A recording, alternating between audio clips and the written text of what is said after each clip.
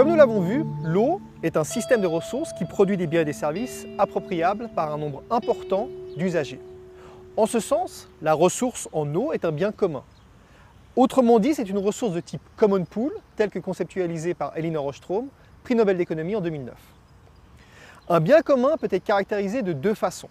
Tout d'abord, un bien commun se caractérise par la soustractibilité. En ce qui concerne l'eau, c'est très clair. Lorsque vous ouvrez le robinet pour vous servir un verre d'eau, cette part de ressources ne peut être exploitée par un autre type d'usager.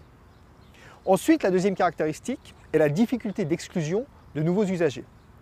En effet, si techniquement, il est bien sûr possible de couper l'approvisionnement en eau, d'un point de vue politique, il sera beaucoup plus difficile de refuser l'accès à l'eau à des usagers. Ainsi, de nombreuses ressources peuvent être caractérisées par ces deux conditions, soustractibilité et difficulté d'exclusion. Bien entendu l'eau, mais aussi le charbon, les forêts ou encore les stocks de poissons comme des ressources. Ici, la combinaison entre soustractibilité et difficulté d'exclusion représente un cocktail explosif.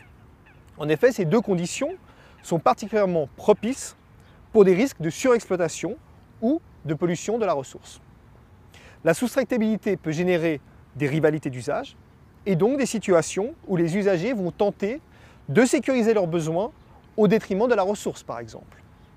La difficulté d'exclusion, quant à elle, peut poser problème à la fois sur la capacité de renouvellement du stock ou sur la détérioration du système de ressources à travers la pollution, par exemple.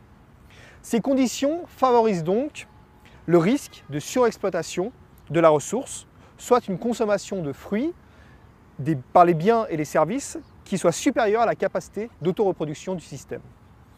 Elle favorise ainsi une mise en péril potentielle de la ressource. Cette mise en péril a été démontrée par Hardin en 1968 dans son article où il parle de la tragédie des biens communs. Tragédie sur laquelle vous travaillerez ensuite avec Géraldine Pfliger.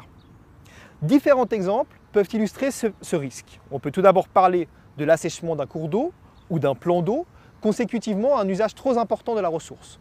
On peut également parler de l'exemple d'une nappe phréatique qui va se vider parce que tous les usagers décident d'utiliser cette nappe au même moment sans forcément avoir une réglementation qui limite ces usages. On peut également parler de la pollution de l'air, où de trop nombreuses émissions résultent un appauvrissement qualitatif de la ressource.